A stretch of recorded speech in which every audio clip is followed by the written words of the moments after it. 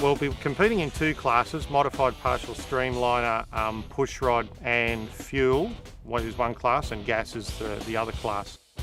Dave rolled his chair over to my desk one morning and said, "How'd you like to go salt racing?" And I said, "Yeah, it'd probably be pretty cool." It's been a great journey, very inspirational. Just an exciting time in my life. It's good. I was asked by Dan Lesnock, who currently tunes our race bike, drag racing, put something together.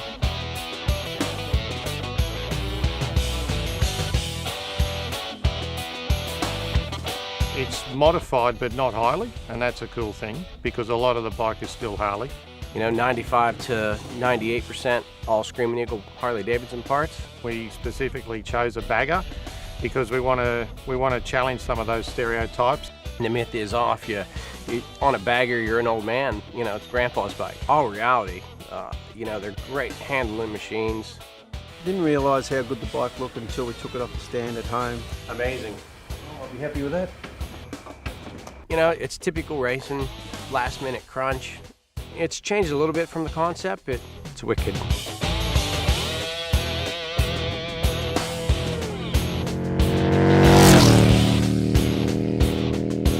This is the first time out in the salt, and it's amazing. It's a drag strip white. Salt racing is a fantastic thing, but it's a fairly volatile environment out here, and the dry lake can turn wet overnight. It's an interesting surface. I just want to go fast, set every record we can.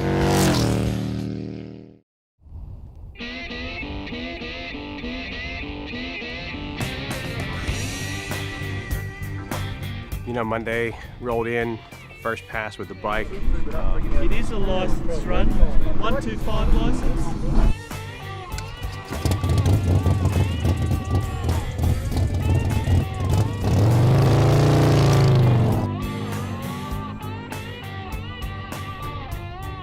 The bike made it to just past the 1 mile mark and went into what we call limp mode, which is basically it shuts the bike down to an idle. We're doing well over the speed, the licensing, so we've got to go through at a certain speed, when to slow down, and just cut out.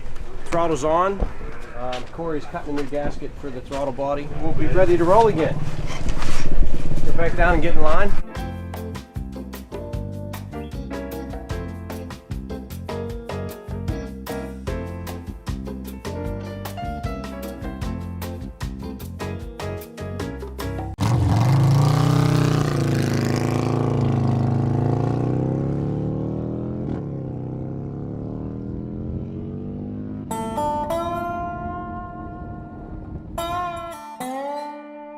I did the same thing as the first run, so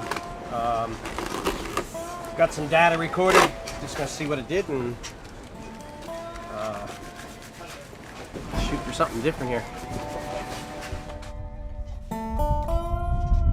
It's all worked well in testing, and then you come out here and you can't get down the track. So Monday was kind of a complete wash for us down here on the lake.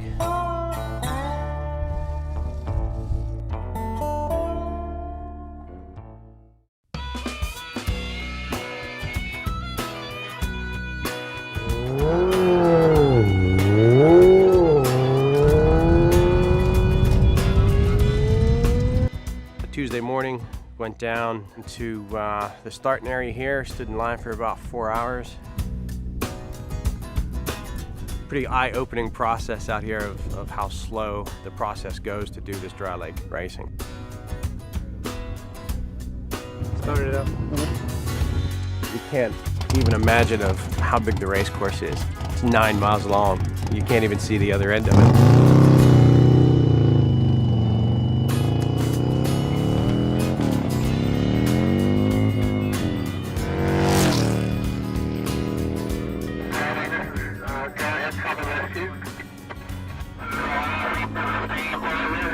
Got the full pass down, so we're just gonna go down to the timing trailer and get our speed recording. So that should be the first license pass.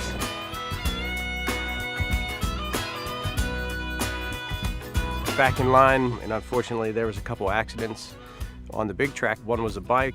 From what we understand, the rider's all good. And then I guess there was one of the smaller streamliners have gone down. So, you know, as of right now, we're not allowed on the lake.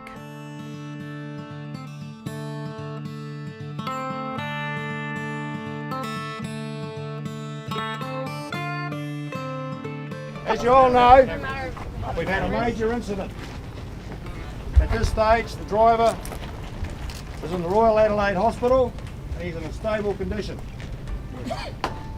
There will be no racing. Yeah, okay. We just heard off the race manager that we're waiting on a medic from Port Augusta. Hopefully we can get one run in today, it'd be good.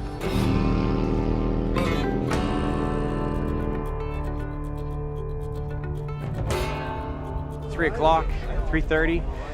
They've opened the track back up after the entry point really hasn't dried, so they invited all the guys with the bikes to come out if everything was in the pits that they could come down and run. So here we are, trying to make our 150 qualifier pass.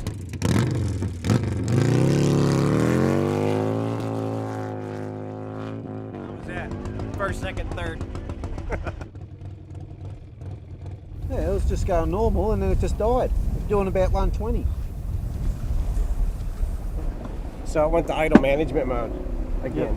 Went back down to idle. So we don't have it sorted. Okay, well, let's get back to the pits. You know, so much work has gone into this week. It would be disappointing not to at least get another couple passes out here to see what her top speed is.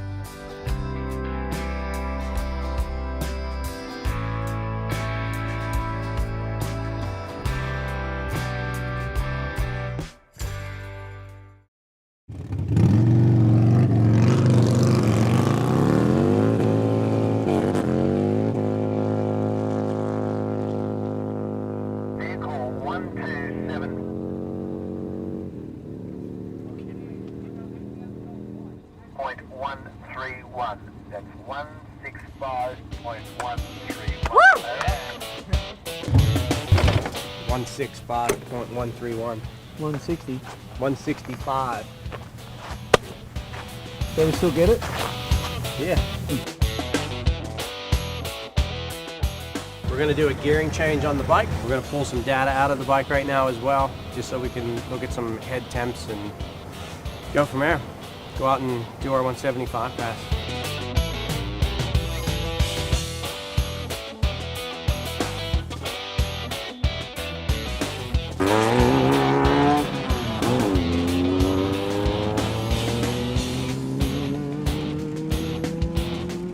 Getting ready to go out and do our 175 mile an hour license run and see what the bike does.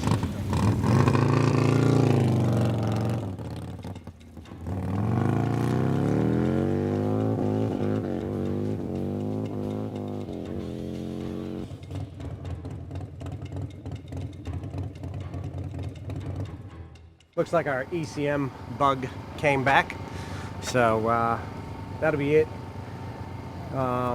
It's just too hard on Corey, too hard on me, and too hard on the bike to be, you know, just out here on the salt doing nothing with it. We've got a good record, 165.1. So that would be the fastest bagger in Australia for sure.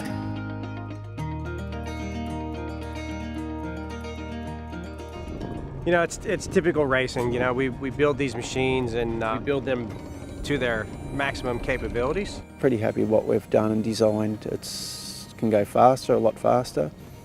We just had a bit of bad luck again with electronics, but we're happy.